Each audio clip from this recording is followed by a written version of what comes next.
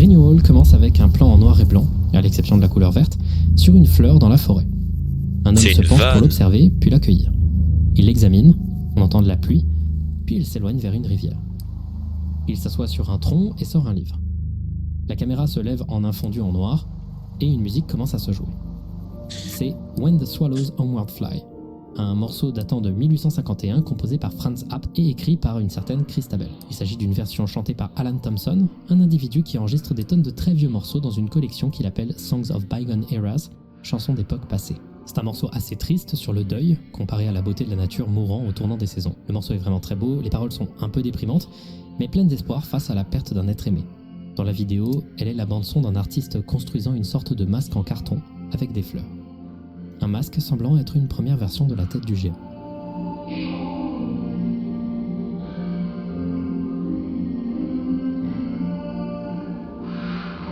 C'est pas de la 3D ça par contre. Avant c'était de la 3D, là non du coup. On garde ça pour un peu plus tard. Maintenant, passons à la deuxième vidéo, Beneath the Earth, ou Sous la Terre. Il s'agit de la première expédition de Wyatt. Vous avez occulté un passage de la vidéo, le tout début de celle-ci. Un plan sur des arbres, avec en fond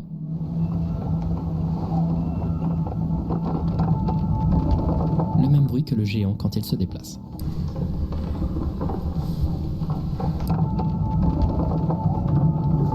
On va majoritairement skipper cette première expédition, il n'y a pas vraiment plus de détails que ça à mentionner. On peut juste noter que la lumière qui, dans la deuxième expédition, ne fonctionnait plus, était déjà d'une autre couleur que toutes les autres. Et une chose que Wyatt dit que je n'avais pas noté, il dit en effet à un moment que ces petits interstices dans les murs pourraient être la trace d'anciennes portes, et qu'on serait en réalité en face des vestiges d'une méga structure souterraine qui aurait amené à d'autres endroits avant. C'est une chose qui peut paraître assez cohérente quand on voit comment les issues des supermarchés étaient comblées. Des murs de pierre. Et on arrive ainsi à la deuxième exploration, dans la troisième vidéo du projet, The Rolling Giant, le géant à roulettes. Waouh. On va dire le Rolling Giant, c'est mieux. La vidéo s'ouvre sur un plan que je vous avais occulté. Très bref. Un plan sur des arbres, avec en fond des échos de cris. Après je le trouve un peu ridicule le géant, mais vas-y hein. Qu'il ait un nom en mode English ou... What's good guys? Première chose à noter, maintenant qu'on connaît la fin, cette vidéo ne devrait pas être postée, simplement parce que elle est tombée à la fin. Il y a une raison à ça qu'on mentionnera à la toute fin, mais c'est en effet sur le moment très étrange. Donc Wyatt se rend dans les escaliers, les descend, arrive à la réception et ouvre la porte. Il tombe ensuite sur cette affiche qu'on a survolée. Lisons-la un peu mieux. Midtown Art Walk, 3e samedi de chaque mois à 18h10. Galerie des Beaux-Arts, Open Artist Studios. On peut voir un logo, plusieurs artistes liés au sujet, et enfin, Valley View Center, 13 331, Preston Road, à Dallas, au Texas. Et un lien vers un site internet. Ah.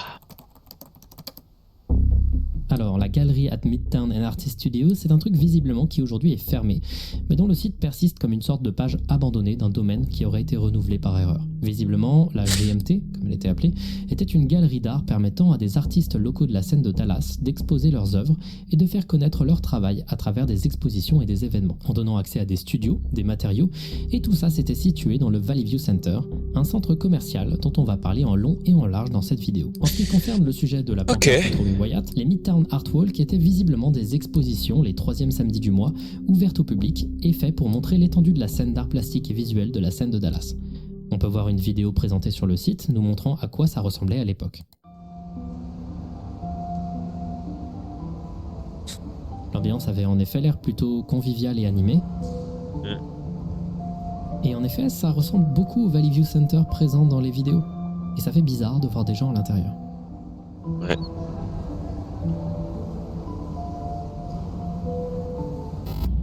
Oh, connard. C'est géant. Dans une vidéo documentaire 10 ans avant The Oldest View. Et c'est ça le premier truc de fou qui se passe quand on commence à faire des recherches un peu plus approfondies sur The Oldest View. Un minimum de recherche suffit à comprendre que cette histoire est beaucoup plus ancrée dans la réalité que ce qu'on pense. Et que le travail de Kane Pixel, c'est pas seulement un travail de modélisation génial, c'est surtout un travail de reproduction. Et la galerie d'art, pourquoi elle a fermé ? Sur un autre onglet du site, événements spéciaux, on peut voir une archive visiblement de toutes les affiches jamais réalisées par la galerie d'art. Il y en a une énorme quantité, et si on scrolle suffisamment, on trouve ça. L'affiche de la vidéo. Oh. Et si on croit les dates sur les affiches autour de celle-ci, elle daterait de 2013. 10 ans avant l'expédition de Wyatt.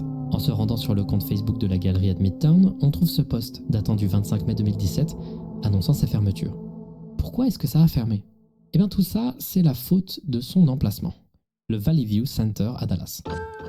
Du coup, c'est un vrai truc ça qui a existé et le mec s'est ancré dans la réalité pour créer son histoire. On va beaucoup parler de ce sujet dans la vidéo. Mais pour faire court, le Valley View Center, c'était le nom d'un centre commercial qui a été créé dans les années 70 et qui fonctionnait plutôt bien durant ses premières années. Et à partir des années 90, il y a eu un déclin sévère qui n'a jamais vraiment cessé.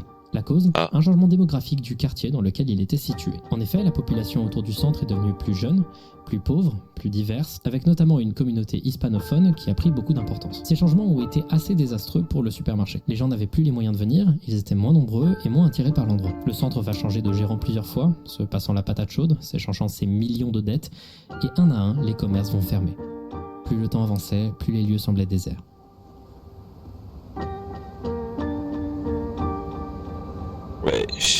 Ah ouais, non mais il n'y a personne. En 2012, le centre est racheté, mais cette fois-ci dans un autre objectif, celui de le démolir. Tout ça, c'est dans le cadre d'un projet appelé Midtown, un projet en cours pour restaurer le quartier et recréer une zone commerciale et communautaire vivante. Sauf que la démolition, elle n'a pas commencé directement, et le centre n'a pas fermé directement non plus. L'idée, en attendant la démolition, c'était de le transformer en centre artistique du quartier, en ouvrant donc la galerie d'art et de nombreux studios. En 2017, la démolition était censée commencer, mais finalement elle n'a pas commencé à cause des délais. Et à côté de ça, les commerces continuaient de fermer, dont la galerie d'art. En 2019, les entrées sont bloquées, laissant le centre à l'abandon, à l'exception d'un dernier commerce, le AMC Valley View 16, un cinéma, qui sera le dernier à fermer en 2022. Et c'est le cinéma qu'on voyait ici, je vous rappelle. What the fuck, il a fermé grave tard. Pendant toute cette période, le Valley View Mall s'est lentement décrépit, se détruisant peu à peu et devenant une sorte de squat où traînaient régulièrement des jeunes, des sans-abri ou des fans d'urbex. Et ainsi, avec tout ce que je viens de dire, vous pouvez commencer à faire le lien avec plein de trucs dans la vidéo. D'abord, cette deuxième pancarte ici, qui est donc en fait une affiche qui annonçait le maintien des magasins du centre commercial malgré le projet Midtown de redéveloppement de la zone. Des affiches qui semblent donc bien nous dater en 2013, moment de l'ouverture des galeries d'art et du début du projet. Et est-ce que de nos jours, du coup, le truc a été détruit ?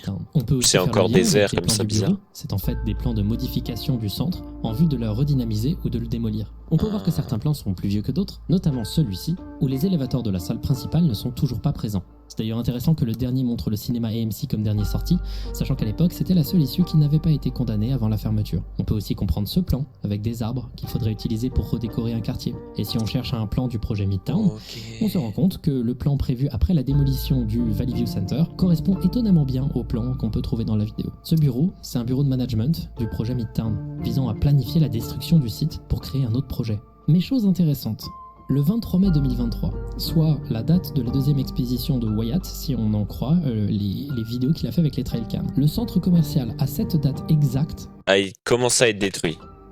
Venait enfin d'être démoli en entier. Ah, ok. Alors pourquoi Wyatt se retrouve-t-il quasiment 1 kilomètre sous terre, dans un centre commercial identique, avec une pancarte datant d'il y a 10 ans ? Continuons un peu la vidéo et arrivons à cette pancarte, celle-ci. Celle avec le géant, la première fois où on le voit. Donc dessus on peut voir l'annonce du retour d'un événement, la parade ou le défilé des géants du Bridge-O-Rama. Le Bridge-O-Rama, c'était une fête organisée pour l'inauguration en 2012 du Margaret Hunt Hill Bridge, un pont moderne à Dallas qui a coûté une blinde. Allons donc sur le site de l'événement, enfin une archive de celui-ci avec la Wayback Machine que j'ai pu retrouver grâce au vieux compte Twitter de l'événement. Et le site, malgré quelques bugs, permet de ne pas trouver un planning de l'événement, car aucune des images du site n'a pu être sauvegardée et tout a été stocké sur des images. Bon, en vrai, on a quelques infos. Le Bridge-O-Rama, c'était un énorme proto-festival avec des tonnes d'événements culturels et festifs entre le 1er et le 4 mars 2012, à l'exception de quelques autres événements dépassant la date minimum ou maximale.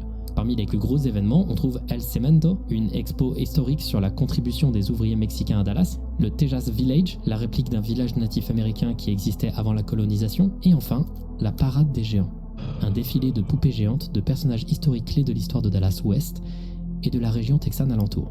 Pour cet événement, il y a des tonnes de bénévoles qui ont été sélectionnés et qui ont sélectionné chacun des personnages historiques importants de cette histoire. Ensuite, ces personnages étaient assignés chacun à un artiste local important et celui-ci devait créer un géant basé sur ce personnage historique. Par exemple, il y a 2 artistes qui ont été chargés chacun de faire Bonnie. Et il y a un fou furieux, il s'est dit vas-y je vais faire un géant flippant bizarre. Ce genre de choses. Et ainsi, fin janvier 2012, un certain Kevin Obregon reçoit la tâche de faire une personnalité importante pour l'histoire de Dallas en proportion énorme. Une statue d'un certain Julien Réverchon.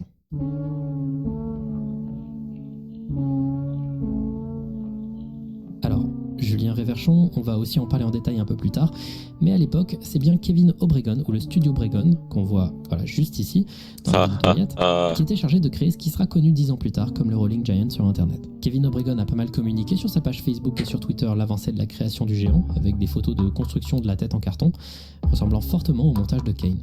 Ça fait juste flipper là. Il dit que les yeux pourront bouger indépendamment, etc. Parfois il met un onion ring à l'intérieur du nez du géant. Et ainsi, en mars 2012, sa statue complète de Julien Réverchon était visible à la parade des géants. Auprès de plusieurs mais ils sont tous crépis en fait. Ça c'est Julien... Ah ouais. Il ressemble de fou quoi. C'est assez étrange de voir tout ça. Ça fait réaliser la grosse part de vrai qu'il y a derrière le travail de Kane.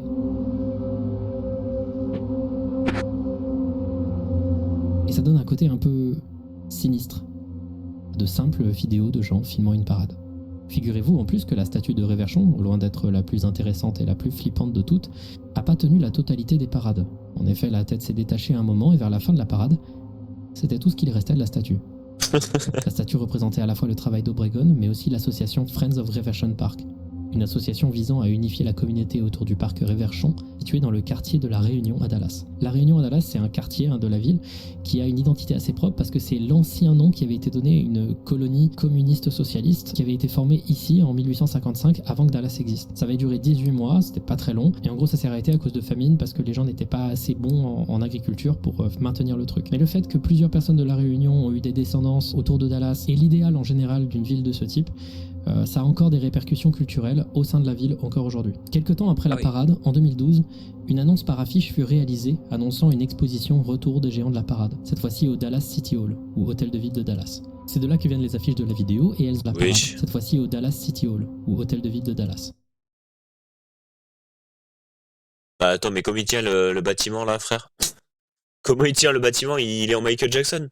C'est de là que viennent les affiches de la vidéo et elles ont vraiment été utilisées à l'époque. Déjà à l'époque d'ailleurs, les organisateurs avaient réalisé l'impact visuel de la statue de Réverchon qui a été choisie pour représenter l'événement. Entre la parade et l'expo à l'hôtel de ville, la statue de Réverchon va légèrement changer, les pupilles vont devenir blanches et ses sourcils vont rétrécir. Et enfin, 3 de ces statues vont être sélectionnées pour être placées chacune au Valley View Center, en tant qu'exposition un peu permanente, le même lieu où résidait le studio Obregon depuis peu de temps. Non mais mec, elle fait flipper, c'est quoi ça? Celle à côté, on dirait Marine Le Pen, what the fuck? Et celle-là, elle fait flipper, mec, elle est sinistre, elle est... Ces informations, je les tire pas de nulle part, je les tire en grande partie du site Rolling Giant Archive. Et ces gens-là, ils ont fait un travail d'archives absolument incroyable, et ils ont d'ailleurs trouvé cette photo, où on peut voir le Valley View Center, l'affiche qu'on a pu voir dans la vidéo, et le Rolling Giant. What the hell? Je sais pas si vous réalisez quand je mets des photos d'époque la justesse de la reproduction des lieux par Kane Parsons. C'est terrifiant de justesse. Rien que la modélisation du géant est bluffante. J'ai pas vraiment d'autres mots. Et l'ambiance de ces photos est rendue sinistre dès lors que tu mets le contexte de la série. Une chose que je trouve intéressante par contre, c'est que le Rolling Giant est la seule statue qui n'a pas été enlevée du Valley View Center.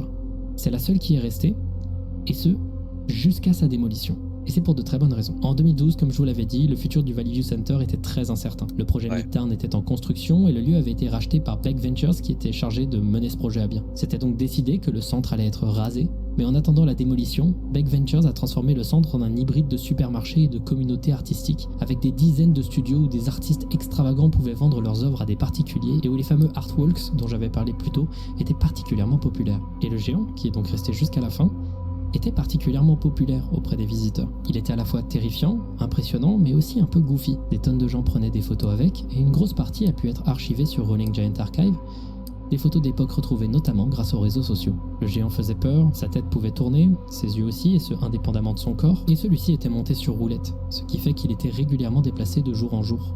Tu pouvais aller au Valley View Center un jour, et revenir le lendemain avec le Rolling Giant qui était placé autre part. On peut trouver aussi des archives très vieilles de déplacement du géant, qui même s'il est tracté par des gens qu'on ne voit juste pas dans la vidéo, font aujourd'hui assez froid dans le dos, une fois qu'on a vu la série. Nice, le super giant là. Hello.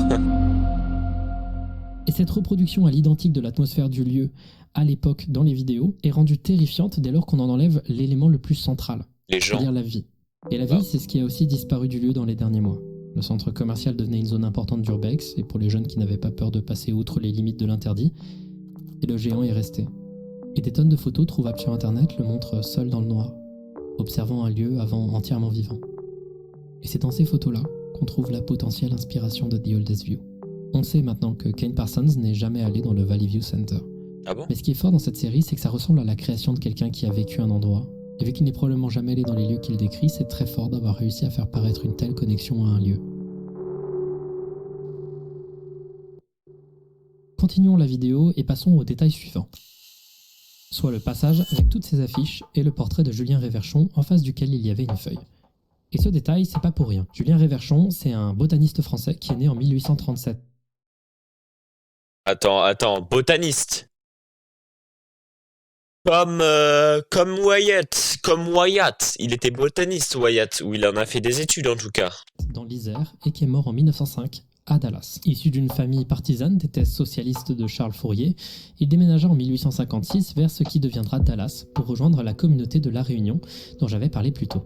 Il est arrivé quelque temps après la fin de la colonie et il décidera donc d'acheter une ferme et d'étudier la flore du coin, et au cours de sa vie, il composera un herbier de plus de 20 000 spécimens, cultivant plus de 2600 espèces différentes de plantes dans sa ferme. Il est resté plus par contrainte que par envie, mais a fini par s'installer et à y vivre. D'ailleurs, vous commencez peut-être déjà à faire le lien entre Julien Réverchon et ce gars-là, qu'on voit dans la vidéo Renewal. Et en effet, ce personnage qui analyse de la végétation et qui la note sur un carnet, eh bien c'est Julien Réverchon. C'est pas une théorie fumeuse, hein, c'est même confirmé sur la page IMDb de The Oldest View, où l'acteur qu'on peut voir est noté comme étant Julien Réverchon. Il terminera sa vie à enseigner la botanie à Dallas. Il avait une des collections botaniques les plus extensives de son époque, et quelques décennies après sa mort, un parc en son nom fut créé dans la ville de Dallas. Il s'agit du parc Réverchon. Et comme le Valley View Center, celui-ci a été très populaire avant de perdre en influence et d'être négligé. Il y a des associations locales qui vont rénover le parc, la même association qui plus d'un siècle plus tard, après la mort de Julien Réverchon, embauchera Kevin Obregon pour faire une reproduction de l'homme, pour célébrer son impact sur le développement de la science dans la localité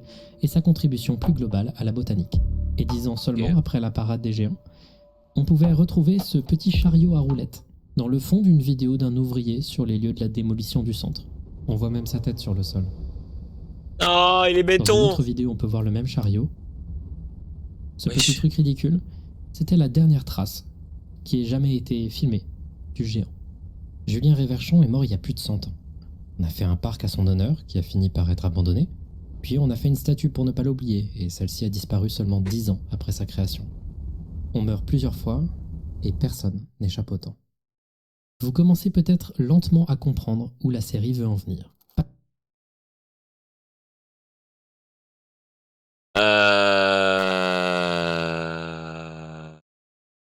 Attends.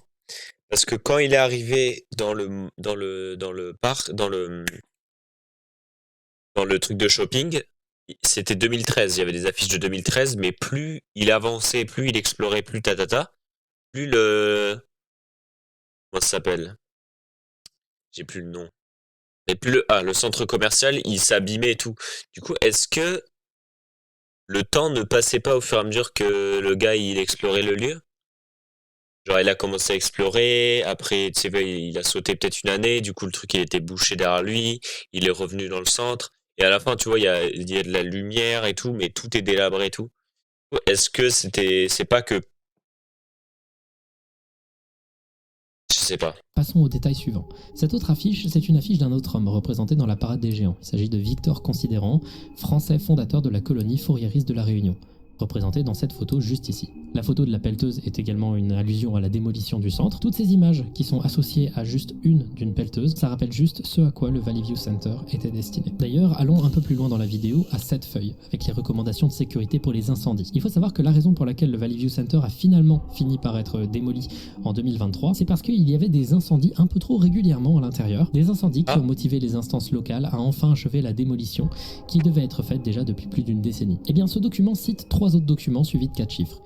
Chacun d'entre eux représente la durée de vie d'éléments clés de l'histoire. 1855-1857, durée de la colonie de la Réunion. 1973-2023, durée de vie du bâtiment du Valley View Center. 1837-1905, naissance et mort de Julien Réverchon. Avant de terminer, j'aimerais noter quelques détails que je trouve intéressants sur la fin de la vidéo. D'abord, je crois qu'à ce moment, ça là, c'était pas là avant.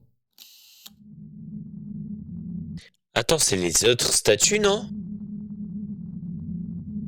Le gars avec sa moustache, c'est le mec qui est au mur, non? Alors, je suis vraiment pas sûr de moi, mais est-ce que ce serait pas un autre géant? Même proportion, même moustache, même visage, mêmes habits. Même là, je pense que ça aussi c'est un géant. Ouais, je pense. Voire même ça. J'ai un énorme doute personnellement, mais on est d'accord, ça apparaît. Enfin, ça fait peur. Hein. Ça. Enfin, à ma connaissance, on est d'accord qu'il y a un truc qui apparaît ici. C'est pas juste un effet de perspective. C'est un petit détail qui m'a fait tiquer. Je ne suis pas sûr, mais je pose ça là. Ensuite, ce moment.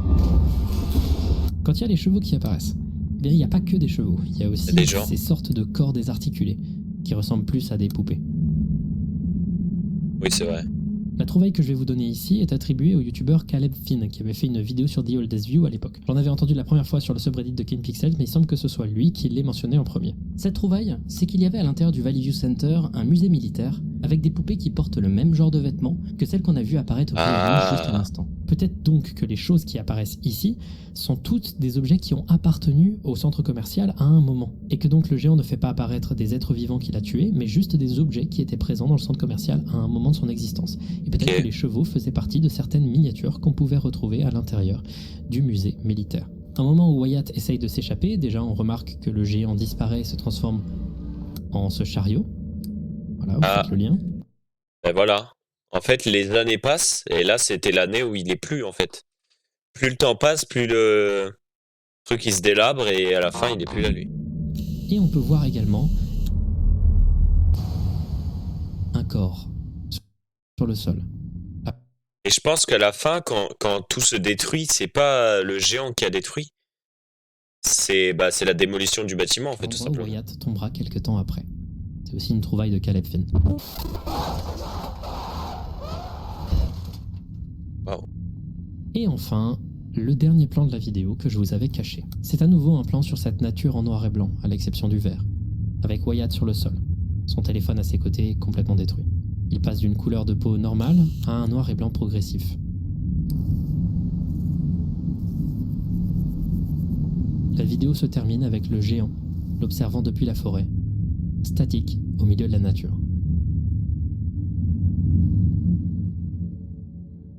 Deux mois après, la 4e vidéo de The Oldest View sera postée sur la chaîne de KanePixels. Il s'agit d'une simple vidéo très courte, intitulée Life of a Giant, la vie d'un géant. La vidéo a comme fond sonore une musique des Smiths, Please, please, please, let me get what I want, que je ne mettrai pas à l'identique pour des raisons de copyright. On y voit un slideshow d'images et de vidéos réelles du géant, comme une sorte d'hommage à cette œuvre qui avait, avant la sortie des vidéos de Kane, sombré dans l'oubli.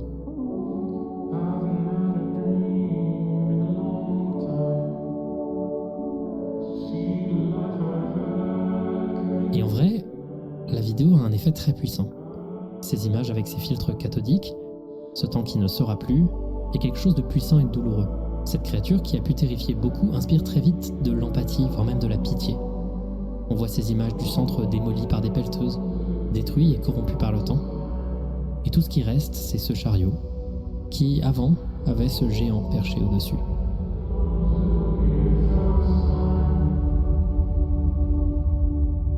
En un fondu, on passe de cette image pathétique à un portrait de Julien Réverchon.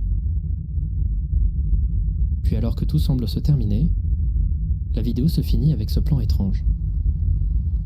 Une vidéo visiblement très datée, d'une vieille construction ressemblant à une sorte d'hôtel religieux. What the fuck? Puis c'est terminé. Il nous emmène où encore là? C'est quoi ça? Et je sais qu'il reste quelques vidéos dans The Oldest View, mais j'aimerais, avant de vous en parler, vous exposer quelques théories, car elles vont vous aider à comprendre mieux la continuation qu'il y a eu des vidéos. À la base, dans ma tête, The Oldest View était un travail de concision, et quand de nouvelles vidéos sont sorties, ça m'a un peu surpris. Donc essayons, avec les informations qu'on a actuellement, de comprendre de quoi parle The Oldest View. Il existe beaucoup de manières d'interpréter la série, et on va aller de la moins intéressante à la plus intéressante à mes yeux. On va essayer de placer plusieurs interprétations différentes qui fonctionnent chacune indépendamment, mais vous allez voir qu'un fil se construit au cours du temps et que la solution est probablement un mélange de tout ça. La première théorie, je l'appelle la théorie du monstre. C'est la première à laquelle on pense en général et elle a plein de défauts. Mais son défaut majeur, c'est qu'elle empêche de penser la série en tant qu'œuvre symbolique, en tant qu'œuvre métaphorique. Elle la cantonne au rôle d'une simple œuvre narrative. L'idée de cette théorie est de dire que Kevin Obregon, visible dans la première vidéo en train de créer la statue, a en réalité créé une entité par mégarde en créant la statue du Rolling Giant, et que celle-ci au cours du temps a été jugée dangereuse. et pour la contenir, a été placée dans une réplique du supermarché souterraine pour la mettre probablement dans un environnement qui lui est familier. Dans cette version de l'histoire, l'escalier qui mène au centre commercial est une création complètement humaine et elle permet d'interpréter le titre de la vidéo Life of a Giant, littéralement la vie d'un géant, donc le géant est en vie. Wyatt serait un malchanceux qui est tombé sur la créature et qui l'a dérangé dans son sommeil. La théorie peut fonctionner en soi, elle explique l'existence même du complexe souterrain, elle explique pourquoi la créature est hostile, mais elle amène peu de réflexions plus puissantes que ça, et surtout ignore tous les symboles présents dans les vidéos et relègue la vidéo Life of a Giant à un simple hommage non lié au reste. Donc vous vous en doutez, c'est pas dans cette direction qu'on va aller. Ouais. On va réfléchir un peu plus. La deuxième théorie, je l'appelle la théorie Réverchon. Et elle dit que la statue de Julien Réverchon, c'est Julien Réverchon, et qu'il s'attaque à Wyatt car il représente l'opposé de ce que lui représente. Alors monsieur. Parce que le gars était... Alors, j'imagine, hein. Parce que Wyatt était botaniste et il a quitté ses études de botaniste pour faire... je sais plus ce qu'il a fait. Mais en tout cas, il a arrêté il veut pas faire ça, quoi. La théorie part de la première vidéo, qui s'appelle Renewal, ou Renouveau, et qui du coup montre un peu la renaissance de Julien Réverchon à l'intérieur de la statue. C'est indiqué par le montage qui montre quand même un plan sur Julien Réverchon, puis sur Kevin Obrecon qui crée la statue. L'idée même de Julien Réverchon s'étend à l'intérieur de la statue, et en créant la statue, l'idée de Julien Réverchon se retrouve bloquée à l'intérieur. Julien Réverchon était quelqu'un de conviction socialiste communiste. C'est pour ça qu'à la base, il voulait aller à La Réunion au Texas. Il est également botaniste convaincu, et n'est pas resté en Amérique à Dallas par conviction mais par obligation. Quand il est érigé en géant, c'est pour l'ouverture d'un pont qui a coûté une blinde, et il est ensuite stocké dans un centre commercial, un des symboles du capitalisme et un des trucs les plus loin possible de la végétation que vous pouvez imaginer. Il est finalement laissé là à pourrir jusqu'à ce qu'il ne reste plus que son chariot. Quand Wyatt se rend dans le complexe souterrain, il est un visiteur non voulu, franchissant des limites interdites. C'est un mec en école de commerce qui a abandonné des études de botanique et est donc à l'opposé des valeurs de Réverchon, qui va donc être de plus en plus hostile à son existence dans le lieu. Mais le problème de cette théorie, c'est la question de qu'est-ce que c'est que le magasin sous terre ? Il y a plusieurs réponses à ça et ça change un peu en fonction des théories. Mais globalement, les gens sont assez d'accord sur un point. L'entrée de ce souterrain est sous un arbre. Littéralement, il sort de ses racines. Peut-être que c'est un arbre proche de là où... C'est les racines de Réverchon. Se situait dans la première vidéo. Peut-être même que l'origine du trou se trouve sous cette fleur qu'il cueille au tout début. Mais en tout cas, l'arbre a fait renaître un des seuls souvenirs restants de Réverchon, qui, avant The Oldest View, était un botaniste majoritairement oublié au cours du temps. C'est pour ça qu'il y a une odeur d'herbe coupée et de nature dans l'escalier. Celui-ci est une formation naturelle basée sur les souvenirs de Réverchon, proche de la nature. Ça explique également toutes ces portes qui se sont fermées. Ma théorie, et ça peu importe ma théorie, je pense que c'est vrai, c'est que la première partie de l'escalier, c'est la vie de Réverchon, et le tournant qui amène à l'escalier avec toutes les portes... c'est la vie de la statue. C'est le moment où Julien Réverchon meurt, et tout ce qu'il reste de lui, ce sont des souvenirs. Chacune de ces potentielles portes est un souvenir qui a disparu.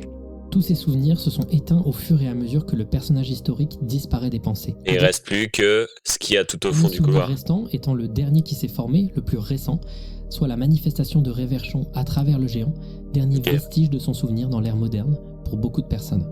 Et c'est la raison pour laquelle l'issue se bloque, et la raison pour laquelle le supermarché se Parce qu'on perd ce souvenir de Réverchon qui est la statue, et du coup, c'est fini, le souvenir il se dégrade. C'est parce que tout se passe le jour de la démolition du centre commercial. Le souvenir du centre commercial disparaît, il est en péril. Donc il fait disparaître le souvenir de Julien Réverchon, qui subsistait dans le géant, qui était laissé là. C'est d'ailleurs pour ça que la dernière issue disponible à la toute fin de la vidéo se trouve au-dessus du AMC Theater.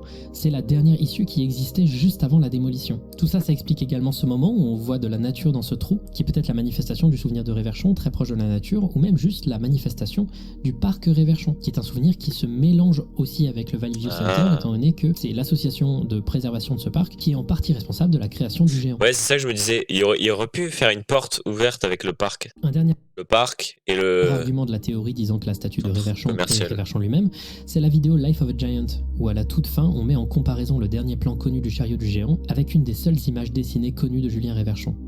Le montage indique donc que cet hommage du géant est aussi un hommage à Julien Réverchon lui-même, et que donc tout ce qu'on voit dans la vidéo, c'est Julien. Mais cette théorie a pas mal de défauts. Je suis pas sûr d'être d'accord avec elle entièrement. Pour répondre un peu mieux à la question de qu'est-ce qu'il se passe dans The Oldest View, il faut placer en place plusieurs choses. Pour moi, le message de la série tient en un détail. Cette affiche. présente quand Wyatt quitte le bureau. Acceptes-tu ton impermanence ? L'impermanence, c'est littéralement le fait de ne pas être permanent. C'est de changer, c'est d'évoluer et d'accepter qu'on est fini et que toute chose a une fin. Cette série de vidéos parle très évidemment de souvenirs, de mémoire et d'oubli, et de ce que la perte d'un souvenir peut représenter pour un individu ou pour la culture. J'ai déjà un peu émis l'idée, mais il semble clairement que l'existence même de cet escalier est la représentation physique d'un souvenir lointain. Et dans ce cas-là, apparaît une nouvelle théorie, que j'appelle la théorie pacifique. Et pendant très longtemps, j'y croyais, ainsi que plusieurs personnes sur internet. Alors cette théorie est très populaire et je vais la dire de la manière la plus simple possible. Le géant n'est pas l'entité qu'on peut voir à l'intérieur de la vidéo, ce serait le supermarché lui-même, qui a pour son centre le géant. Ce centre commercial, il se détruit, il a une vie en lui-même, il est vivant, et il se déconstruit au cours de sa visite par Wyatt. La théorie pacifique dit que le géant n'a jamais voulu faire du mal à Wyatt. Son objectif, depuis le début, c'est de le faire fuir. Dans un premier temps, Wyatt arrive dans le magasin, il interfère un peu avec, et lentement celui-ci se réveille. Quand il arrive, Wyatt observe un magasin parfaitement clean, mais plus il interagit et se balade à l'intérieur, plus celui-ci se détériore. Et le premier signe de détérioration, c'est cette lampe qui s'est éteinte à l'intérieur de l'escalier. Wyatt, en passant seulement une petite minute en dessous, a quand même déjà commencé à casser la structure. Wyatt, quand il est présent en bas, dans ce souvenir lointain, il le détériore, tout simplement parce qu'il l'éloigne de sa permanence, de son état statique, en ramenant du dynamisme, étant donné qu'il vient d'une époque beaucoup plus lointaine que ce souvenir du centre commercial. Ah, ça ramène le centre commercial à son époque. Il le rapproche du présent. Et ça, le géant le comprend au fur et à mesure du temps. Et du coup, il veut absolument que Wyatt il s'en aille pour pas que le truc il finisse en miettes. On remarque que le premier moment où le géant apparaît menaçant, c'est au moment où la porte principale se scelle. À partir de ce moment-là, le géant va essayer de presser Wyatt à sortir en essayant à chaque fois de le guider vers la sortie. La première fois, c'est après que Wyatt se soit rendu compte qu'une des sorties menait vers un mur de la croûte terrestre, et on retrouve le géant situé en dessous de là exactement où Wyatt doit se rendre pour atteindre la sortie. Il est juste un étage en dessous. Il ne bouge pas encore, peut-être bloqué encore dans sa permanence, ou alors tout simplement parce qu'il espère que Wyatt va comprendre, sans pour autant avoir à interférer avec lui. Wyatt ne comprend pas instantanément, essaye de trouver une autre issue. À chaque fois, le géant va le pourchasser pour essayer de le presser à aller vers la sortie, et systématiquement, c'est pour le guider jusqu'aux escalators du AMC Theater. À un moment, il arrive à le mettre sur ces escalators, il fait même clignoter les lumières de l'endroit exact où il doit se rendre, et il ne présente plus la moindre hostilité. Il s'en va, parce qu'il ne cherche pas à faire du mal à Wyatt, et pourtant on sait qu'il peut utiliser les escalators. Sauf que Wyatt ne comprend pas l'information, et donc du coup il va continuer à se balader dans le centre commercial, et continuer de se faire pourchasser par la statue, qui commence à paniquer parce qu'elle sent que le supermarché devient faible. Il va au bureau, il trouve la sortie, puis il est finalement guidé au-dessus par le géant. Des panneaux sont présents qui n'étaient pas là avant, montrant où est la vraie sortie, et le géant monte avec lui pour être sûr qu'il ne rebrousse pas chemin. Il le regarde depuis en haut et lui demande « Qu'est-ce que tu veux ?» What do you want? Si on peut penser à la base que les objets qui apparaissent tout autour du géant sont en fait la réponse du géant, lui disant « Je veux que tu meurs », parce qu'il lui montre des trucs qui sont inanimés, on peut se dire que ces objets qui apparaissent et disparaissent sont peut-être juste le signe du temps qui passe à une vitesse très élevée. La vérité, c'est que si on regarde bien, le géant répond à la question de Wyatt. Quand il lui dit « Qu'est-ce que tu veux ?», il se tourne vers la sortie.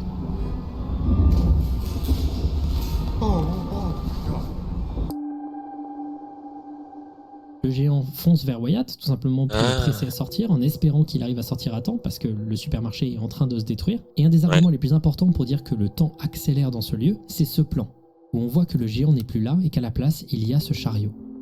Wyatt a avancé le temps jusqu'à la démolition, ce que le géant redoutait. Dans ce futur où la démolition a eu lieu, le géant n'existe plus. Et Wyatt est sur le sol. En tombant sur le sol, Wyatt meurt, et le plan final file la métaphore de ces plans avec de la nature dont seul le vert est visible. C'est littéralement une forêt de l'oubli. Toutes les choses en noir et blanc sont les choses qui y sont oubliées. Le vert y reste parce que la nature est immuable. Elle ne sera jamais oubliée, et vivra encore plus longtemps que les êtres humains qui y sont. Wyatt, en mourant, tombe dans l'oubli, et rejoint ainsi le géant, qui lui aussi disparaît des souvenirs. Mais cette théorie a pas mal de trous. Je ne pense pas qu'elle soit vraiment correcte sur certains points. Et ce, à cause d'un plan. Pourquoi, au moment où Wyatt sait où est la sortie, le géant le surprend à l'endroit même où il va aller rejoindre la dite sortie? Si l'objectif du géant, c'est de faire en sorte que Wyatt parte, de peur que le souvenir disparaisse, pourquoi il lui fait perdre du temps comme ça? On peut dire qu'il n'y a pas de preuve que ce mouvement du géant était agressif, mais c'est quand même un peu tiré par les cheveux. Un autre argument qui va vraiment pas en faveur de la théorie, c'est que si on regarde attentivement à ce moment-là, la première fois où le géant semble indiquer la sortie à Wyatt, il n'y a pas de sortie. Si on regarde, l'accès sur les côtés qu'utilise Wyatt à la toute fin n'est pas encore présent. C'est peut-être un oubli de Kane Pixels, mais franchement, pour une œuvre avec autant de détails, ça me paraît ne pas être cohérent. Pour mieux comprendre la série, il faut parler de l'étrange suite non attendue de The Oldest View. Une 5e vidéo appelée Dispersal, ou en français, Dispersion. Dispersion.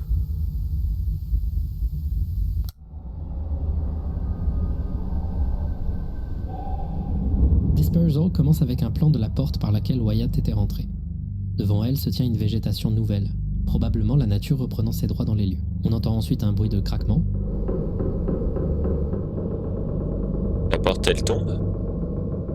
Elle s'ouvre. La porte s'est ouverte, mais on observe que la porte donne sur une forêt. Ça coupe ensuite sur une conférence de presse du projet Midtown à Dallas.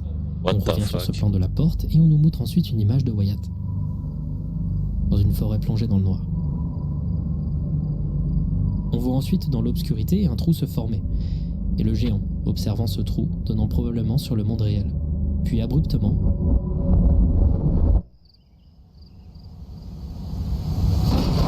on est de retour sur la fin de la 3e vidéo. Wyatt franchit le vide comme la dernière fois. Réussit cette fois. Waouh! Et il arrive finalement à s'échapper, menant à une course effrénée pour sortir. Sur son chemin, il croise ce petit trou dans un mur qu'il n'investigue pas, et il se met à taper le sprint de sa vie pour s'échapper.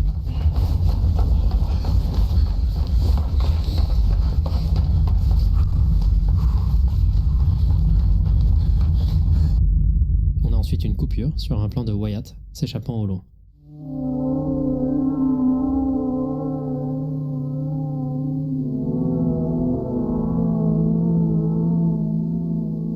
La réal est hyper efficace pour donner cette impression de malaise. C'est comme si quelque chose n'allait pas tout à fait bien.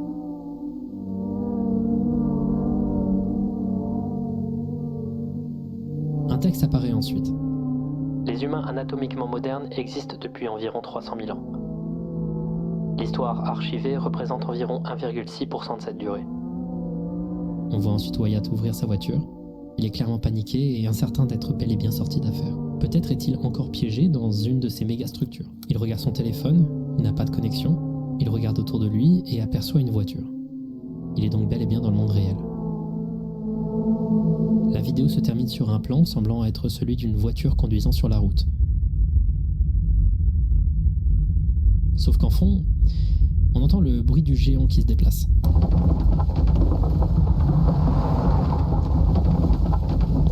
Imagine, c'est le géant qui suit. Ça semble indiquer du coup que ce qu'on est en train de regarder, c'est le point de vue du géant lui-même, qui s'est échappé du sous-sol et qui se déplace extrêmement rapidement sur une route. Il serait donc maintenant à l'extérieur, libre, peu importe ce que cela peut signifier pour Wyatt, ou pour toute autre personne qui le croiserait dans son chemin. Aïe aïe. Ok, quand j'ai vu que cette vidéo sortait à la base, j'étais hyper surpris. Je ne m'y attendais pas. Et c'est normal, je croyais que The Oldest View en 4 vidéos avait dit quelque chose de fort et concis, et je ne voyais pas comment on pouvait continuer. J'ai cru d'abord à une bête histoire de monde parallèle, j'ai cru que Kane nous proposait une fin alternative et nous montrait avec la fin que Wyatt était dans un monde parallèle, raison pour laquelle il n'a pas de réseau et que celui-ci avait survécu dans une autre continuité. Mais j'ai réfléchi et même si la possibilité que ce soit un monde parallèle ne me dérange pas tant que ça, je pense que la vidéo montre quelque chose d'autre et que c'est la clé pour comprendre The Oldest View en entier. Je pense que The Oldest View est une série qui parle d'oubli et que avec cette vidéo, la série s'est représentée elle-même. Dans un méta-commentaire que je trouve assez brillant. Donc, explique. Oh waouh, vu que le gars il a été oublié avec la statue qui a disparu, etc.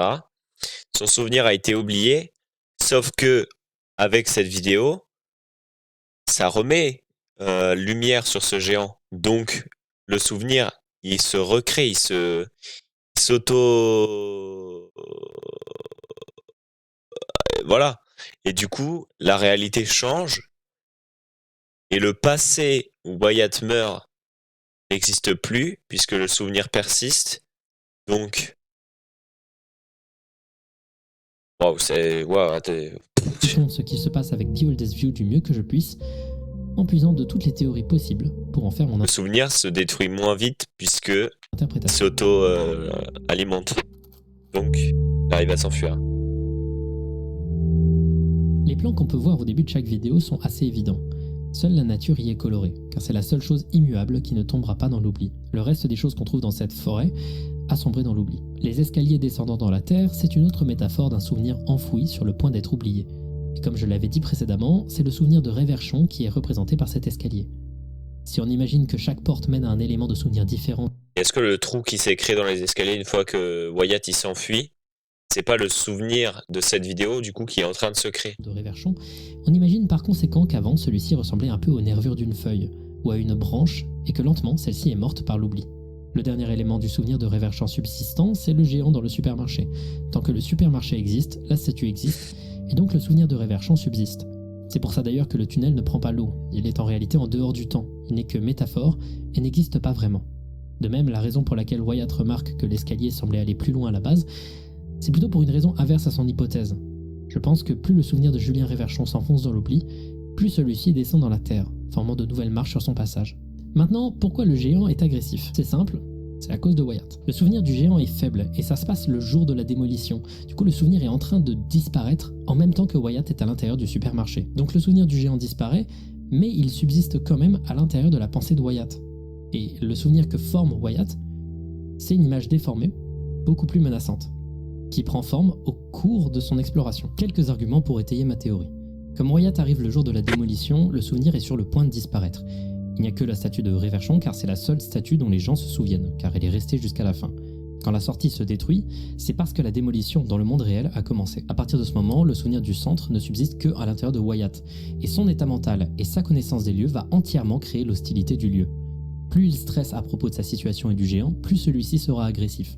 Quand il va dans le bureau, il voit des plans qui lui parlent du projet Midtown, donc de démolition, d'incendie et un plan récent du centre avec la dernière sortie indiquée. Et donc, naturellement, quand il sort du bureau, le souvenir s'est modifié et il trouve un centre abandonné, au bord de la démolition, complètement carbonisé. Wyatt, avec sa peur, crée tout seul la dangerosité du lieu. Un détail que j'aime bien, c'est que si cette chose-là que j'ai remarquée est bien la statue de Victor Considérant, eh bien la raison pour laquelle on la voit en fond dans le noir, c'est parce que Wyatt l'a vue précédemment. Et c'est donc le début d'une manifestation d'un lointain souvenir qui vient à peine d'être vitalisé, qui n'existe que parce que Wyatt a vu une image. Maintenant, quand Wyatt tombe,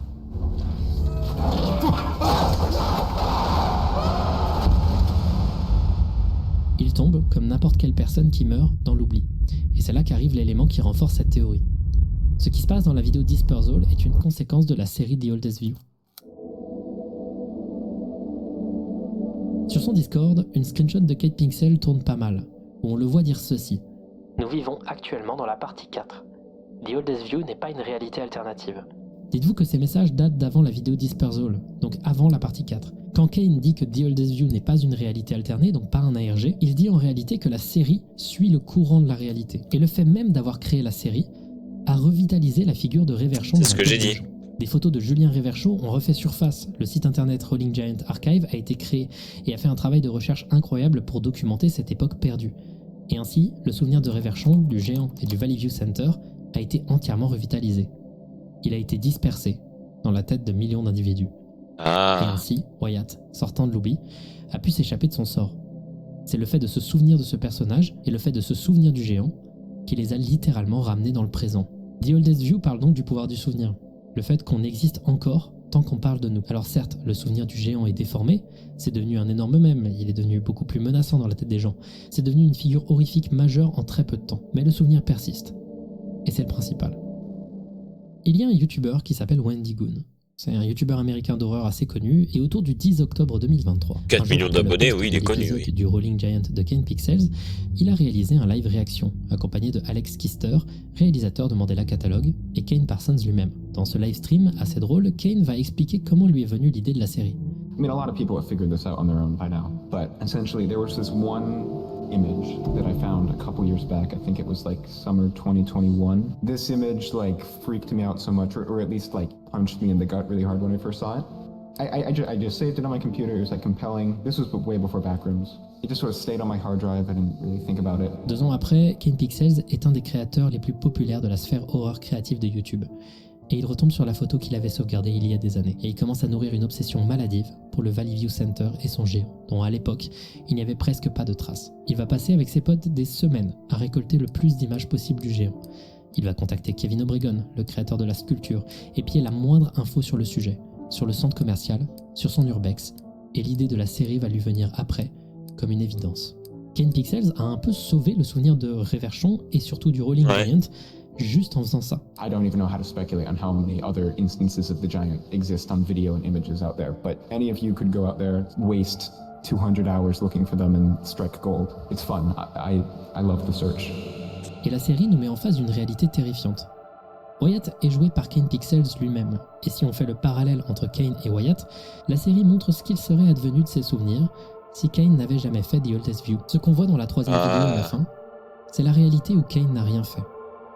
Le souvenir partant en fumée. Cette série manifeste cette peur de l'oubli, cette peur d'un souvenir tordu ou disparaissant face au passage impossible du temps. Ce géant pourrait être n'importe quoi, et Kane fait une ode à un temps et un endroit qu'il n'a pas connu. Et tout ça sonne, plus on observe la série. Tragique. Mais il reste encore du temps. Et ça, Kane le sait. Nous vivons dans la partie 4, pas la troisième partie. Nous vivons dans un monde où le souvenir existe encore. Et la série vous encourage à faire de même, à raviver des souvenirs perdus.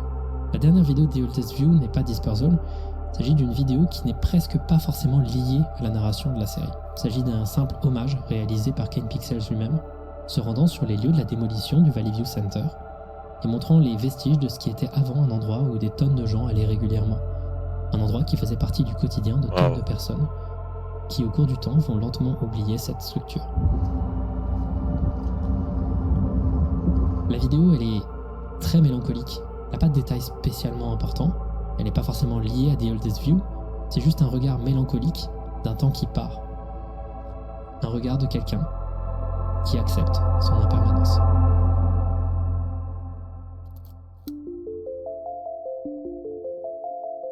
Voilà, The Oldest View, c'est génial. J'espère que cette vidéo vous aura pas fait chier, parce que non, pas du tout. Il y a énormément de trucs qui sont juste de l'analyse, de la théorie, et j'espère que j'ai bien formulé mes trucs. J'ai peur d'avoir été un peu long. Dites-vous, on a eu peur de carton quand même. N'hésitez pas à me dire carton ce que vous et un peu de peinture. Ça m'intéresse. J'ai peur d'avoir été un peu trop long. Je voulais faire à tout prix une vidéo sur The Oldest View parce que c'est un truc qui me fascine depuis des mois. Je trouve que c'est incroyable. Kane Pixels, c'est définitivement une des personnes qui a le mieux compris l'horreur et le found footage de nos jours. Et je pense qu'un des passages les plus importants de The Oldest View pour expliquer à quel point il maîtrise bien les codes, c'est ce moment-là. Ce moment où on commence à comprendre que le géant se déplace quand on ne le regarde pas et que subrepticement il se met à bouger.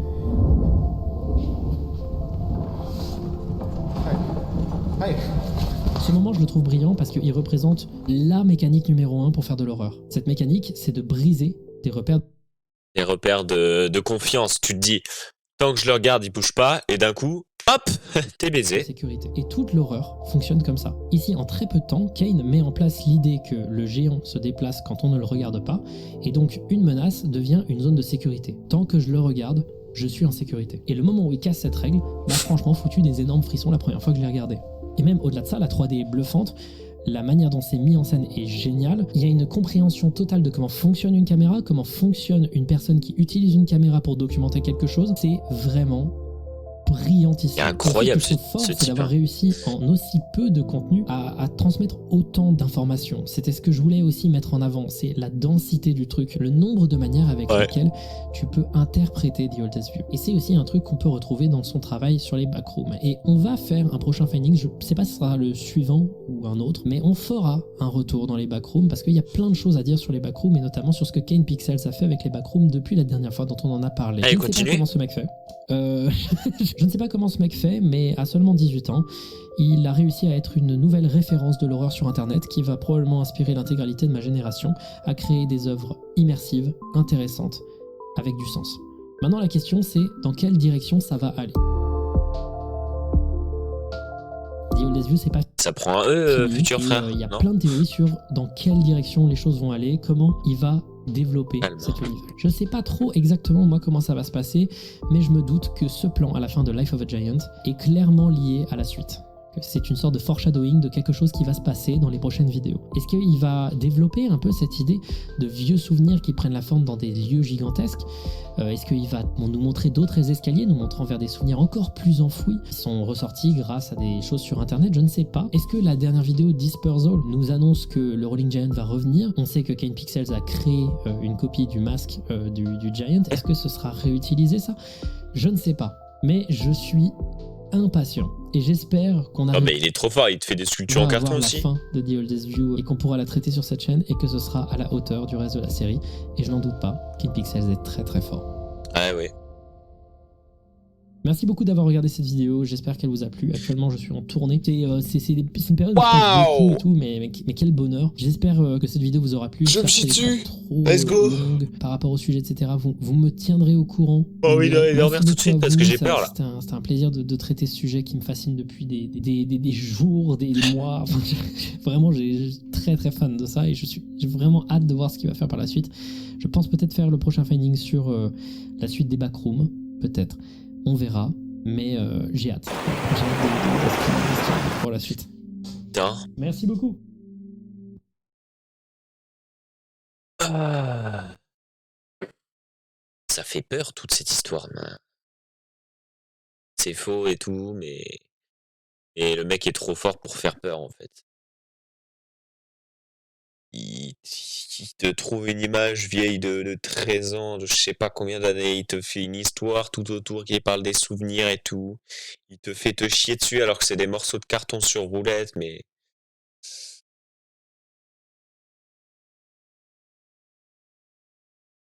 C'est avec la passion, hein. Il y a des gens, quand ils sont passionnés, frère, je sais pas comment ils font, hein. Passion, motivation. Nouvelle musique.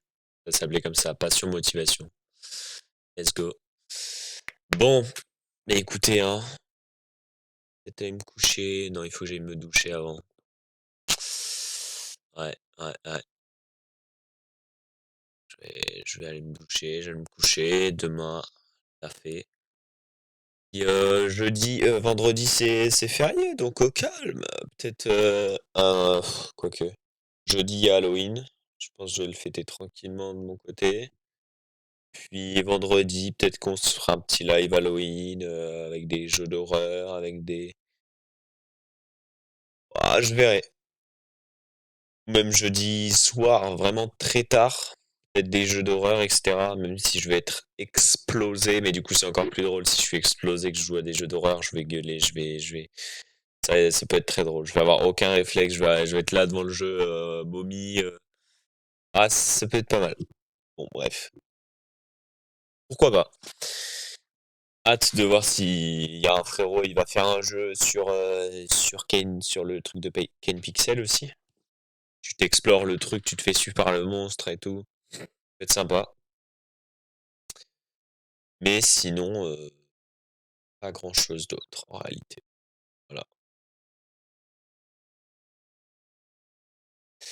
Bon bah sur ce, moi je vais vous laisser, hein. Dub toujours aussi bon dans ses vidéos. Il explique des trucs que si un mec de 40 ans t'explique, tu t'endors dessus, mais lui ça reste intéressant parce qu'il te mélange ça à l'horreur, il te mélange ça avec ses musiques qu'il compose lui-même, il est trop fort d'ailleurs, ça passe trop bien. Voilà. Mais bon, le mec est juste bon. J'ai regardé sa FAQ où il disait oui, je sais pas, à chaque fois que je poste une vidéo, j'ai trop peur que ça plaise pas. Hein? Bah, 1 million de vues, frère, ça plaît pas? J'en doute. Non, mais voilà. Attends, quoi? C'est l'autre. Je suis explosé, ça se sent. Ma paupière, elle est dégueulasse, mec. T'as vu la couleur? J'ai dormi, hein. J'ai même fait une sieste tout à l'heure et tout. Je sais pas. Faut dormir plus, les enfants. C'est bien de dormir. Mais bon, allez. Oh. Voilà. J'espère que ça vous aura plu. Je sais pas ce qui s'est passé, mais la moitié du live j'étais mute. J'espère que c'est pas vraiment mute, mais je crois. Parce que quand je suis arrivé sur OBS, bah, il n'y avait pas les barres de son activées. Donc j'imagine que la moitié du live est mute, mais bon. Je la posterai quand même sous forme de VOD. Point d'exclamation de VOD si vous voulez aller sur la chaîne directement où j'ai posté quasiment toutes les VOD. Il y a du retard parce que je m'embête à faire des miniatures pour la chaîne VOD parce que j'ai envie que ce soit propre quand même. Oui, il y a beaucoup de retard sur les VOD parce qu'il faut que j'ai la motive de faire la minia, que je poste et tout, c'est assez chiant. Enfin, c'est assez chiant. Moi, ça me plaît, tu vois, mais faut trouver le temps, quoi. Des fois, je me dis, ouais, je vais le faire, mais au final, j'ai pas trop la motive. Parce que c'est ça aussi, hein. En fait, ça m'arrive aussi pour les montages, mais quand je fais un montage, il faut que j'ai la motive de lancer le truc et de commencer le montage, mais une fois que je suis dedans, je vois pas le temps passer et j'adore. Mais il faut que j'ai la motive de lancer l'appli, d'importer la vidéo et de la mettre. Et là, là, je commence à avoir des idées. Et il me faut un clip aussi. Si je trouve pas, si je trouve pas un clip drôle ou quoi, je vais pas être dedans, en fait. Si je suis dedans, je vois pas le temps passer, je peux faire ça pendant 4 heures, il y a pas de souci. Sinon, ça m'ennuie très vite, en vrai. Mais voilà. Mais c'est vrai. Oh putain, oui. Ça, je me le suis fait, frère. C'est abusé, hein. Alors, je vais essayer de vous montrer. Je peux pas vous montrer. Mais en gros, mon siège, il y a une petite mousse protectrice par-dessus. Et en bas, il y a une plaque de fer. Sauf qu'il y a un bout de mousse qui s'est enlevé. Et j'ai glissé de mon siège. Ça m'a arraché, frère. Je me suis pris une giga cicatrice. Force à moi, force à mon coude. Force à mes cellules qui doivent réparer tout ça, là.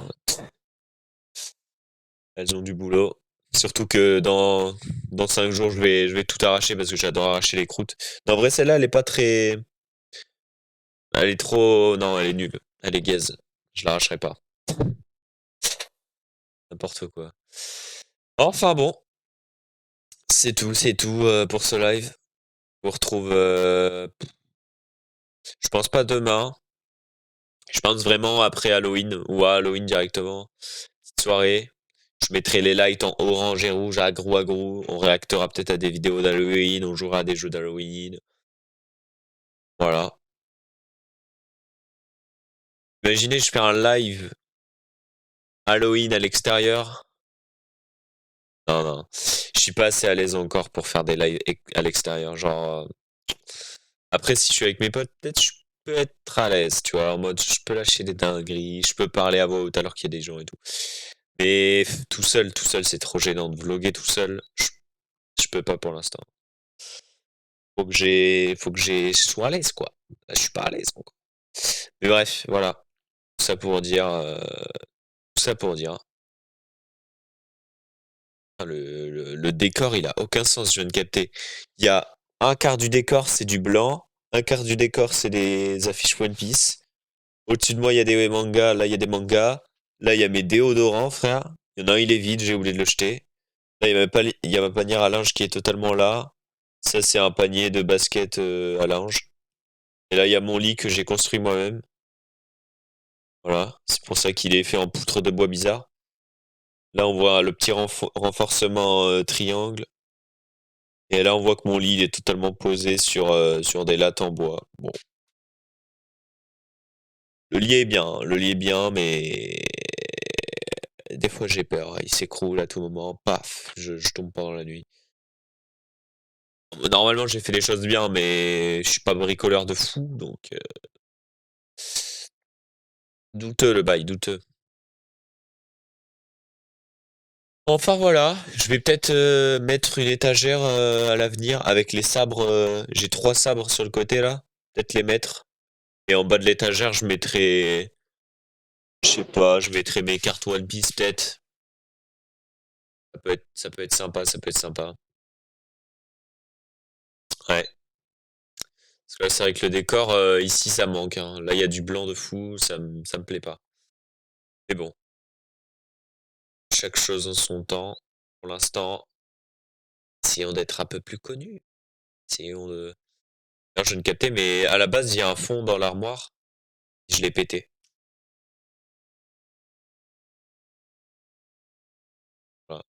Je lui ai enculé sa mère. Mais bon. C'est pas grave. Bon bah voilà, écoutez, je vais vous laisser cette petite fin live. C'est vrai que, allez, je vais essayer de plus parler en live, je vais essayer de plus me livrer, expliquer les choses et tout, parce que je, je le comprends petit à petit en fait, mais live, c'est pas juste jouer à un jeu, c'est pas juste. Je le savais ça. Et en fait, je me suis trompé sur la voie dans laquelle prenaient mes lives. C'est qu'avant, j'expliquais ce que je faisais dans le jeu, c'est tout.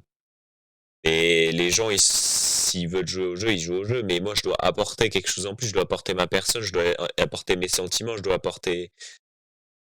Juste jouer au jeu en décrivant mon gameplay, c'est nul en fait. Les gens s'ennuient. Il faut que j'explique mon gameplay tout en mélangeant ça à mes sentiments, à ma vie, à. Voilà, je dois faire vivre le live, quoi. Et je le comprends petit à petit et il faut que je l'applique maintenant. J'essaye.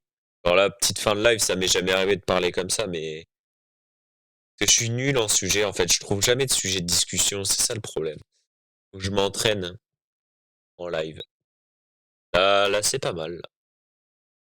J'arrive à trouver quelques sujets. Et j'ai l'impression que ces sujets, je les trouve, mais après, une fois que je les ai, j'ai l'impression qu'en fait, un jour, j'aurai plus de sujets. Genre, j'épuise les trucs petit à petit, à la fin, il n'y a plus rien. Et c'est faux, j'imagine que c'est faux.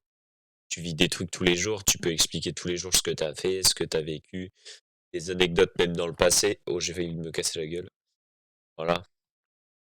Mais bon, faut que j'apprenne un live plus mieux, quoi. Je m'améliore.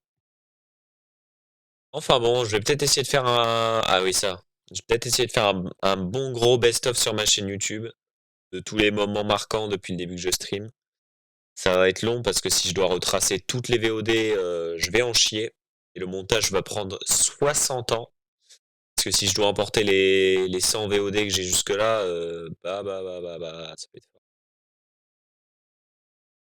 Ouais, et ben voilà. Merci d'avoir suivi ce petit live React. J'espère que ça vous aura plu. J'espère que Feldup va pas me copyright ma vidéo. Mais j'avais déjà fait une vidéo où je réacte à radio. La vidéo qu'il avait sur la radio, c'était passé. Donc merci Feldup. Tu n'es pas comme Webedia qui me cancel mes VOD. Alors qu'elles font littéralement 5 vues. Quel argent je peux vous voler, Webedia, honnêtement. J'avais fait un live 12 heures, je m'étais fait chier et tout ça pour que la vidéo de Joyka avec laquelle j'avais réagi, il me l'avait enlevé. Même Malcolm, ça m'avait copyright, ça m'étonne pas, hein. Les trucs, les dessins animés, les séries, les trucs comme ça passe pas sur YouTube. Ouais, tous les youtubeurs qui sont affiliés à Webedia, sachez-le, ne réactez pas, enfin, n'essayez pas de poster des vidéos où vous réactez à leur chaîne, c'est terminé, hein. C'est pour ça que les gens, souvent, ils réactent à Ego, Feldup et tout. C'est des gens, ils sont un peu plus indés.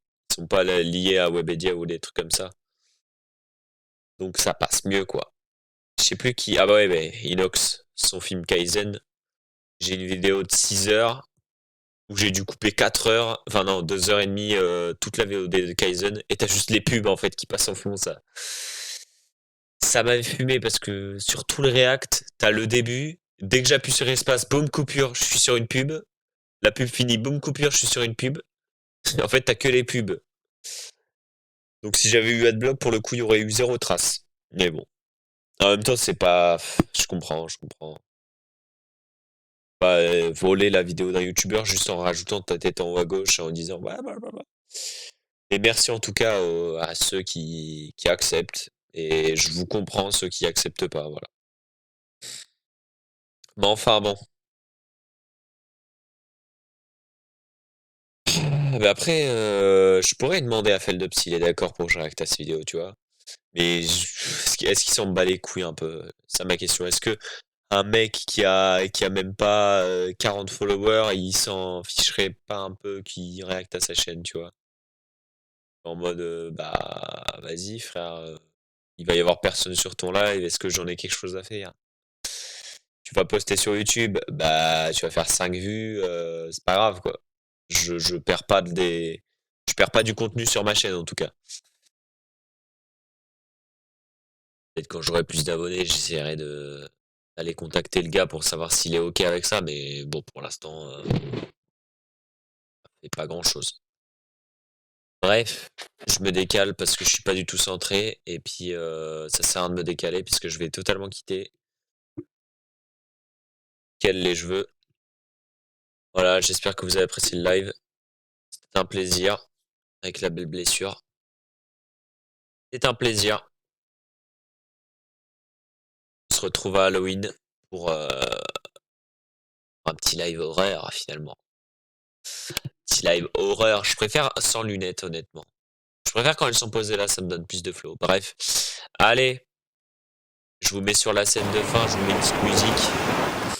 Je vais vous mettre une musique que j'ai composée. C'est faux. J'ai écrit le texte et je l'ai donné à une IA, mais j'adore le résultat. Voilà. Allez. Bye bye.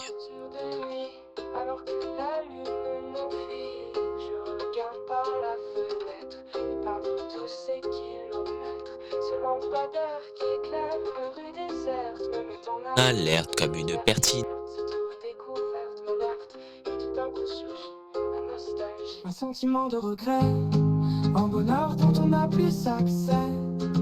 L'ancien temps d'avant nous rattrape et nous rappelle aux vieux reflets. Ce souvenir qui nous échappe, cette enfance immergée.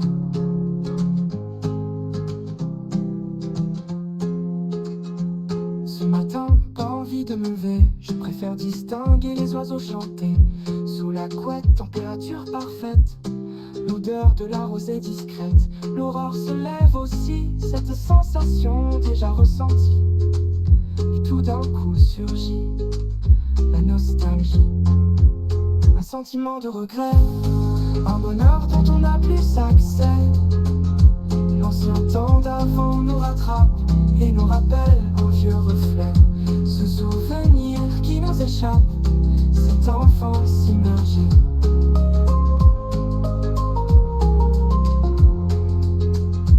Ce matin, je retrouve un vieux train en bois. Je me demande ce qu'il fait là. Un vieux train en bois, pourquoi celui-là et pas un autre? Mais tout à coup je me rappelle la valeur qu'il a pour moi. C'était le nôtre, celui de toi et moi. Un sentiment de regret, un bonheur dont on n'a plus accès. L'ancien temps d'avant nous rattrape et nous rappelle aux vieux reflets. Ce souvenir qui nous échappe, cette enfance immergée.